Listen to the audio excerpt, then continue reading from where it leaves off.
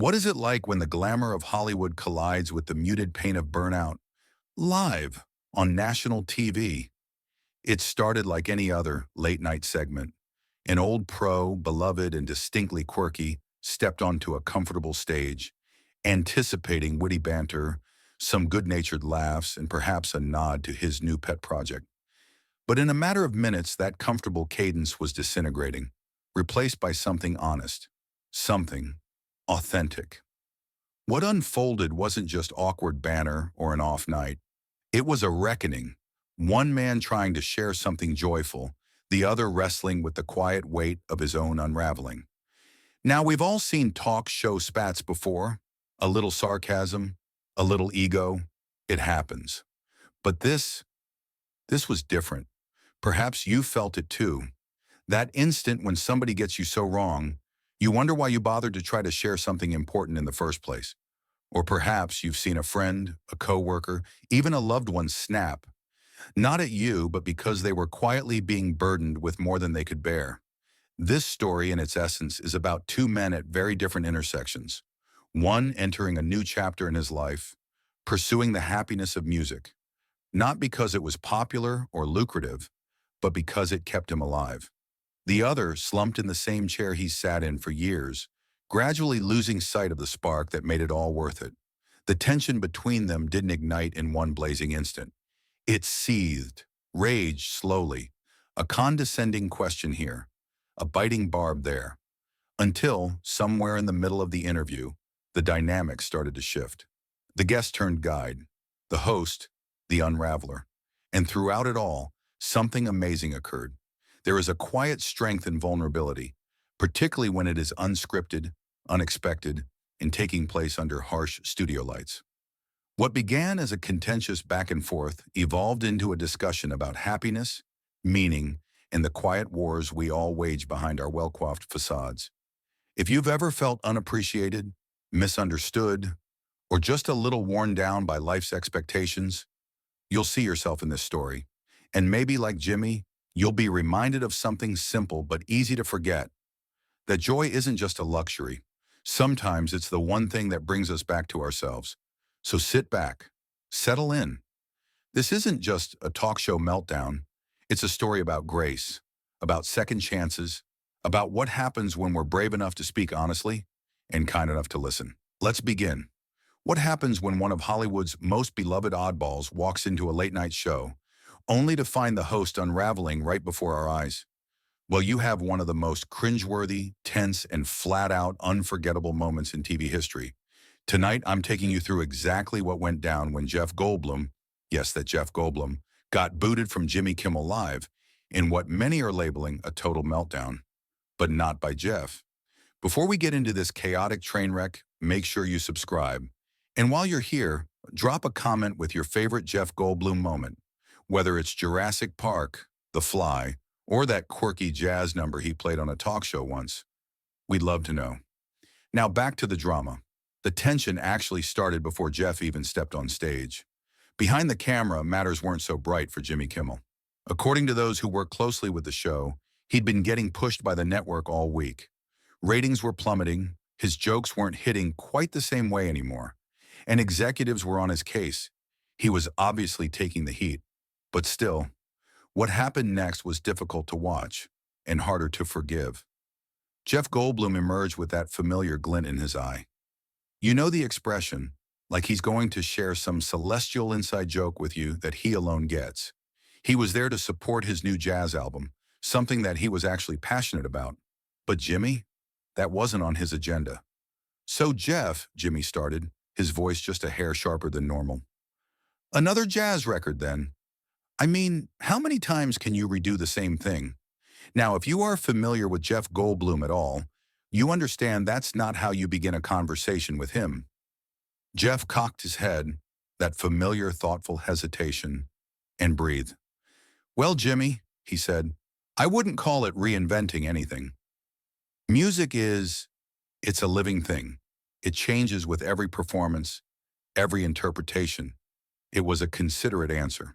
Kind, poetic even, but Jimmy wasn't buying it. Right, he cut in, flicking his hand as if shooing away a fly. But come on, let's be real. This whole jazz thing, isn't it just a midlife crisis diversion?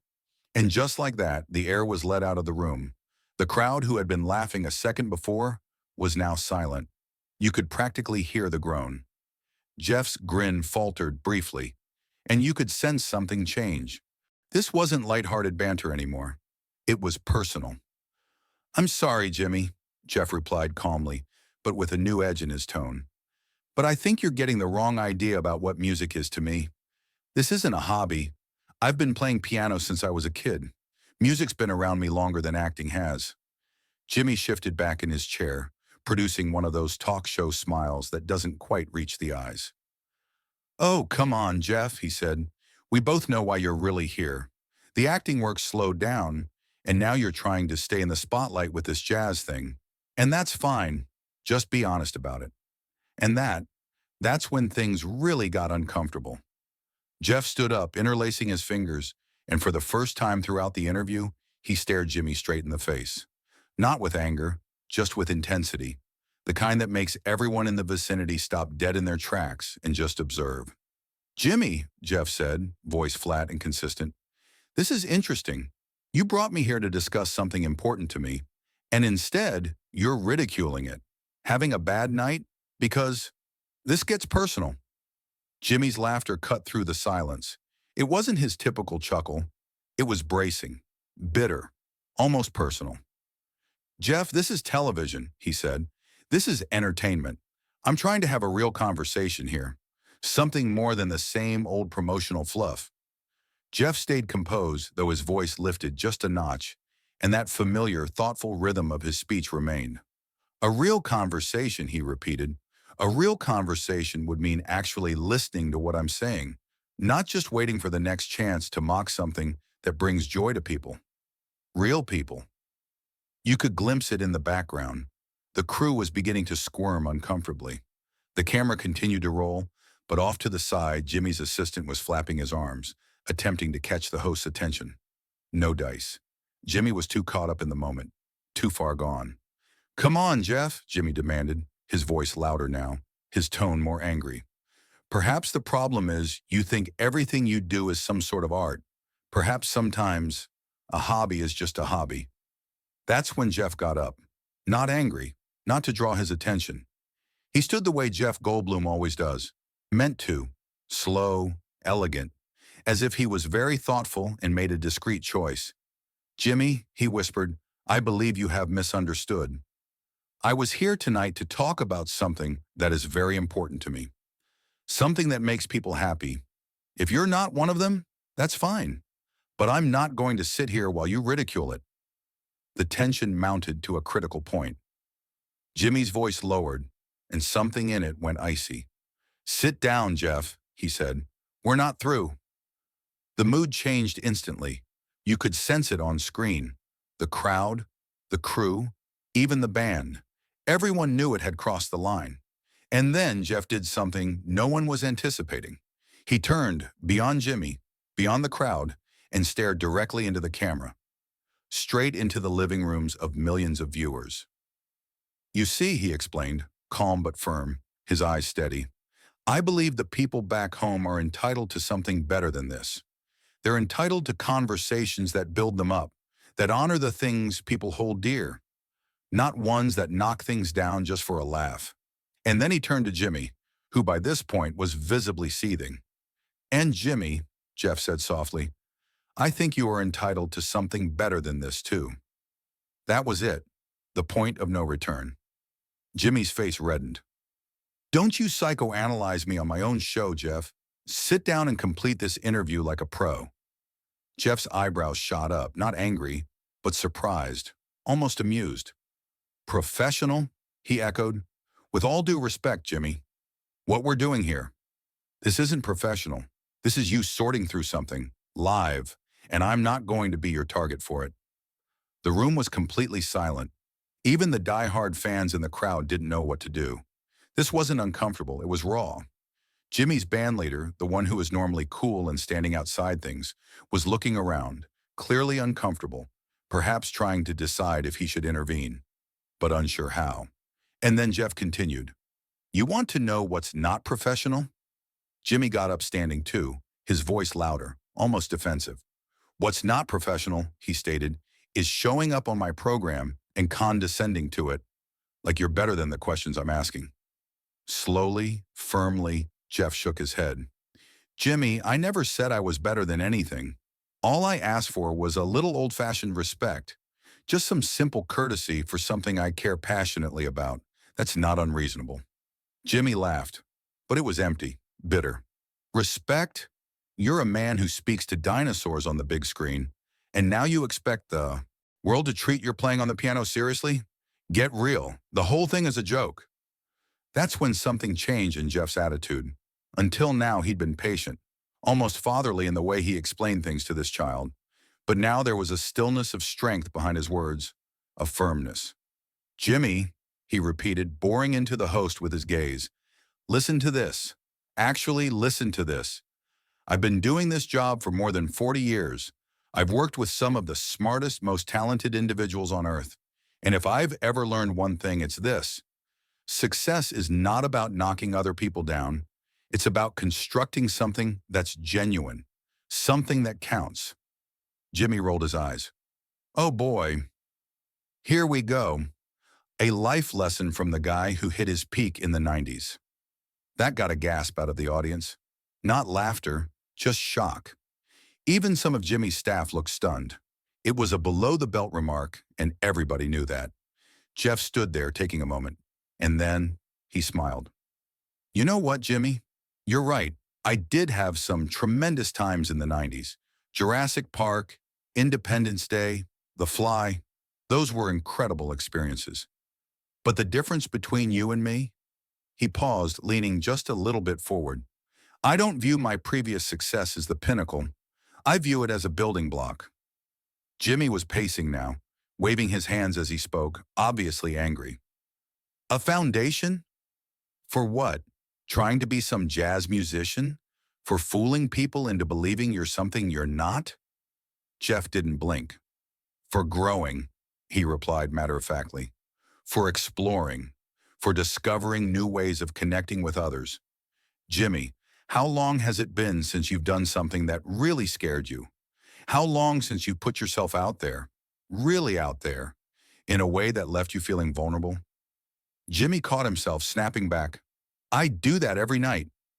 I'm out here every night trying to make people laugh, trying to make good TV. Slowly, thoughtfully, Jeff nodded. You're right. You do arrive every night. That's not a small thing. But Jimmy, take a look around. Jeff gestured softly toward the studio. Look at your audience. Look at your crew. Do you see joy? Do you see people feeling inspired by what's happening here right now? Jimmy looked around, half reflexively, and for the first time, he appeared to realize the room. The house band was completely quiet. The crew watched with strained faces. Even the crowd looked uncomfortable, shifting in their seats, no longer certain if they were to laugh or simply be embarrassed. Jimmy's tone lowered a little, not as loud anymore, but still strained. You don't get to spin this around on me, he responded, his voice softer, but still resisting. You don't get to come on to my show and make me out to be the villain, Jimmy bit out. Jeff's own voice remained gentle, level. I'm not trying to make you out to be anything, Jimmy. I'm simply trying to understand, why are you so upset? What's really happening here? Jimmy spat out a harsh laugh. Want to know what's really going on? Okay, I'm exhausted, tired of actors such as yourself, assuming you can just walk into any field and be taken seriously. You make films, Jeff. That's your space. So play ball. Stop pretending to be something you are not. Jeff did not blink. But Jimmy, he said calmly, isn't that exactly what you're doing right now? You're pretending to be a hard-hitting interviewer, like this is some serious investigative show. But what you're really doing is being unkind. You're going out of your way to tear someone down who came here as your guest. The word unkind, or rather cruel, hung in the air like a pin dropped in a silent room. Jimmy's face contorted. Cruel? He snapped. You think that's cruel? You want to see cruel? Cruel is sitting around and watching someone make a complete idiot of themselves night after night, claiming they're a musician when everybody knows it's just a vanity project. And then Jeff fired back with something so straightforward, so blunt, that it brought the whole conversation up short. Jimmy, have you ever actually listened to my music? Jimmy froze. What? I mean it, Jeff said. Have you ever heard any of my records? Have you attended one of the shows? Or are you just presuming it's bad, since you've already decided? The silence that came was oppressive, deafening. Jimmy opened his mouth, then closed it once more. No reply, no protection. It was obvious to everybody, audience, staff, people watching at home, that he hadn't. He'd never even attempted to speak with the thing he was dismantling. Jeff nodded again, his voice barely above a whisper. I thought so. Jimmy, you're not just criticizing me. You're disparaging the work of every talented musician I play on stage with, the promoters that book us, the fans who come and enjoy what we do. You're dismissing all that because of your assumptions. Jimmy attempted to reclaim the conversation. I don't have to hear your music to understand what this is about, he said. This is celebrity privilege. This is celebrities believing they can do something just because they are celebrities. Jeff's eyes opened a little, surprised. Celebrity privilege? He repeated, this time with a look of real surprise. Jimmy, Jeff repeated calmly, you host your own TV show. You address millions of people every evening. You have celebrity privilege already. We all do, at least to some degree. The question is, what are you doing with it? Jimmy was now coming apart. That smooth packaged TV host image he normally wore like a suit of armor? Forget it. He was seething with frustration. What am I doing with it? He found himself yelling, near shouting. I'm attempting to ask real questions. I'm attempting to cut through the promotional trash and have an honest conversation. Jeff cocked his head, his voice firm but piercing. By insulting your guests? By knocking down their passions? By making individuals feel they don't belong in your studio? He waited for the moment to sink in. Jimmy, if that's what you mean by authenticity, perhaps it's time we redefine what exactly that term is. Offstage, the crew was fully in damage control. Jimmy's producer was furiously signaling, cutting her throat with a slashing motion, quietly imploring him to wrap it up. But Jimmy wasn't listening. He was beyond caring about timing or procedure. You know what your problem is, Jeff? Jimmy snapped, poking his finger in his direction. Your problem is that you think everyone has to bow down to whatever you choose to do. Jeff didn't even blink. He just stared at Jimmy with something that was nearly pity. Jimmy, he said gently, I've never asked anyone to bow down to anything. All I wanted was a real conversation. But you're not here for that.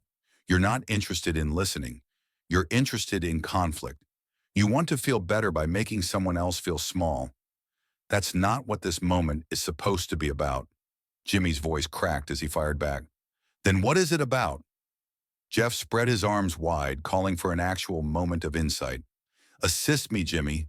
What are you actually trying to gain here? What do you need from this conversation? And that's when it all came spilling out. Jimmy didn't flinch. I want you to acknowledge that the entire jazz thing is nothing more than a publicity stunt. There it was. The reality revealed. Not journalism, not honest questions, but that Jimmy needed to take something he didn't know down. Jeff froze, allowing it all to hang there. The gravity of what was said hung between them like smoke. And then he laughed, not mocking, not sarcastic. It was a gentle, nearly sweet laugh, as if he really couldn't believe what he was hearing. Jimmy, he shook his head, smiling gently. You actually think that's what this is?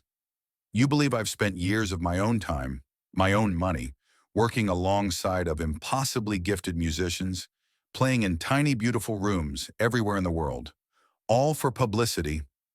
Jimmy, clearly agitated, doubled his bet. His tone now carried a frantic note. Yes, that's what I think. You're Jeff Goldblum.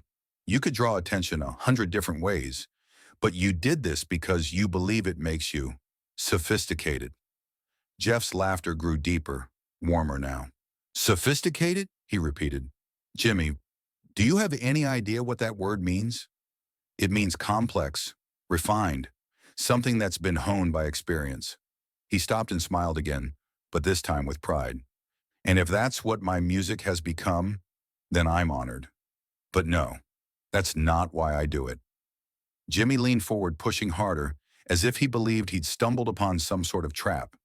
Then why? He demanded. If it's not about attention, then why do you do it? Jeff didn't blink.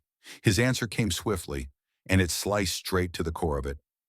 Because it makes me happy, Jimmy, replied Jeff, without a moment's pause. Because when I play the piano, when I'm around other great musicians, and I look out into the crowd and I see faces light up, when we're all swept up in that instant of mutual energy, that's something lovely, something authentic. It has nothing to do with cameras, nothing to do with headlines. It has to do with something pure. The words hit like a gentle but irrefutable punch. Jimmy's face spasmed. First confusion, then a burst of frustration, then perhaps even a flicker of something akin to understanding. That's it? Jimmy asked, speaking more softly now. That's your grand solution? Joy? Jeff nodded softly. That's it all, Jimmy. Joy is it all. And then softly he asked, when did you ever stop getting that? Jimmy's response was quick, without hesitation. It was uncooked. When I figured out joy doesn't pay the bills, when I figured out in this business, you're only as good as your last rating sheet, when I saw guys like you dawdle around with hobbies while the rest of us have to keep grinding just to remain relevant, that is when the whole tone of the room changed. This was not about jazz anymore. It was not even about Jeff anymore. This was about Jimmy, about his own fears, his own disappointments, his exhaustion. Jeff's voice softened with compassion. Jimmy, when did you last do something because it made you happy? Not for ratings? Not for headlines? Just because it brought you joy? Jimmy glared at him, and for an instant it seemed as if he might actually reply from the heart. But then something hardened behind his gaze. I don't have time for that luxury, Jeff, he replied icily. Some of us have actual responsibilities. Jeff's eyebrows curved upwards very faintly. Responsibilities?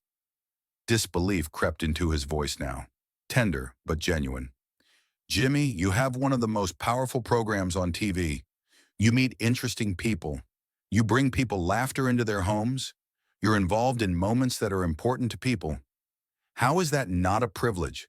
How is that not joyful? Jimmy's voice shook with irritation. Because it's not sufficient anymore. Because each evening I must emerge out here and be amusing. I must be witty. I must be perfect. And when I'm not, guys like you go on other programs and ridicule how far I've deteriorated. Jeff blinked in shock. Jimmy, I've never spoken ill of you. Not in public. Not behind closed doors. This conversation, this is the first time you and I have ever even exchanged words. The reality of it caught Jimmy in his tracks. You could almost see the dawning realization spreading across his face. All of that, his rage, the sarcasm, the belittling, it wasn't actually about Jeff. It was fear. It was insecurity. It was projection. But you, Jimmy grumbled, you embody all that's rotten in this business. People who can do whatever they please, just because they're popular enough to get away with it. Jeff nodded his head slowly, resolutely. No, Jimmy, I don't get to do whatever I want. I work for it. I practice piano every single day. I practice with my band. I study. I show up. I put in the effort, just like you do. He stopped, allowing the words to settle. The difference is, I found a way to make that work joyful. Jimmy was quiet for a very long time, and when he did speak, he spoke at just more than a whisper. I used to love this job, he said. Jeff nodded, his face soft. I know. I can still see it in you. Under all the stress and the frustration, there's somebody in there who used to love making people laugh, who loved the connection, the shared experience, the joy of it all. Jimmy kept his head down, his face worn. But that's not enough anymore, he whispered, and this time there was actual pain in his voice. Nothing I do is good enough anymore, Jimmy murmured. Jeff edged in a step closer, his voice soft and steady. May I say something to you, Jimmy? He waited for a tiny nod, then went on. I didn't begin playing music because I was talented. Really, I started because I was bad. I was awful. But each small improvement was like a gift. Each time I played a piece of music a little better than the day before, it reminded me that we're all capable of growing, of changing. Jimmy looked up, and for the first time all night, he seemed to really hear him. When I sit at the piano, Jeff continued, I'm not actor Jeff Goldblum. I'm not a celebrity. I'm just a fellow trying to create something beautiful, along with other folks who care about beauty. And in those moments, I recall who I was before all this, before lights and cameras. I recall what it was like to find out something about myself. Jimmy's eyes welled with tears. He attempted to blink them away, but there was no use. The feeling had overtaken him. I don't know how to do that anymore, he breathed. Yes, you do, Jeff said sternly. You just did it. You just demonstrated something genuine. You allowed yourself to admit that you are struggling, that you are hurting, that you miss the sense of joy this job used to bring you. That is not weakness, Jimmy. That's courage. Jimmy wiped at his face, his voice cracking. I'm sorry, he said. I'm so sorry, Jeff. This isn't who I want to be. Jeff nodded softly. I know. And it's okay. But you can't keep doing this. You can't keep making your pain something that hurts other people. Your guests don't deserve that. Your audience doesn't deserve that. You don't deserve that. Jimmy couldn't talk. He simply nodded, glassy-eyed, overwhelmed. The studio fell quiet. No laughter, no music, just the seriousness of a very human moment, playing out in real time. I think, Jeff said gently, you need to step back. Take some time to decide what you want this show to be, what you want you to be.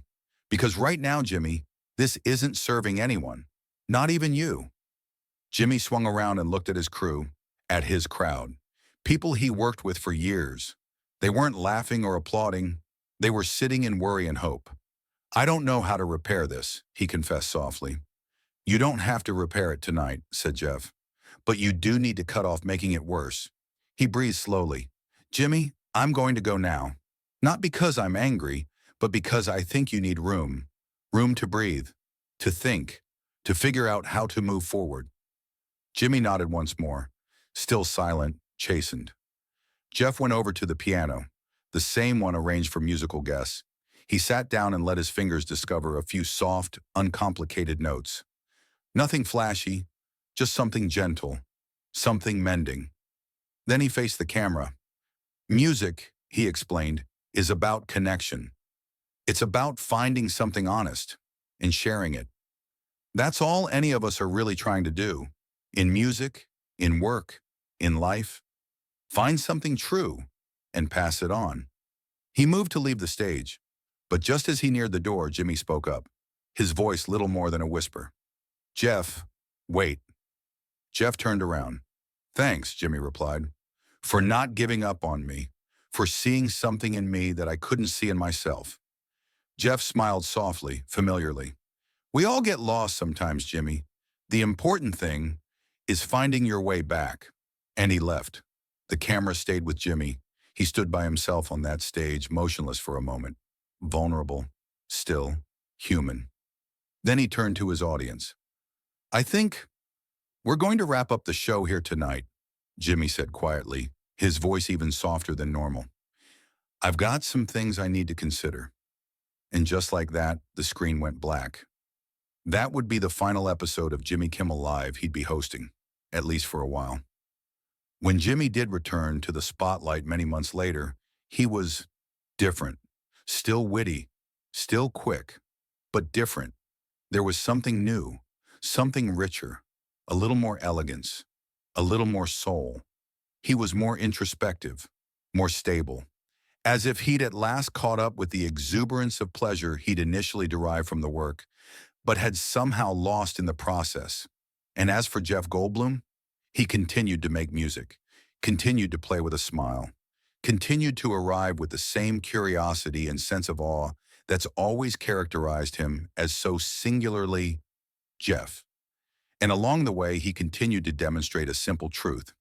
It's never too late to learn something new about yourself, because sometimes the most incredible changes don't occur on stage or with a standing ovation. They occur when we permit ourselves to be human, when we're willing to be honest about our own mess, when we let others have room to be human, even when they're having their worst second. And by doing so, we create the possibility for something glorious. And now I want to hear from you. Have you ever experienced a moment where someone's kindness, perhaps even their patience, helped you see yourself more clearly? A moment that reminded you of who you are beyond all the noise? Let me know in the comments below. And if this story touched you, inspired you, or just made you think a little, don't forget to subscribe for more true stories that touch the heart. Until next time, stay kind, stay curious, and never stop looking for the joy.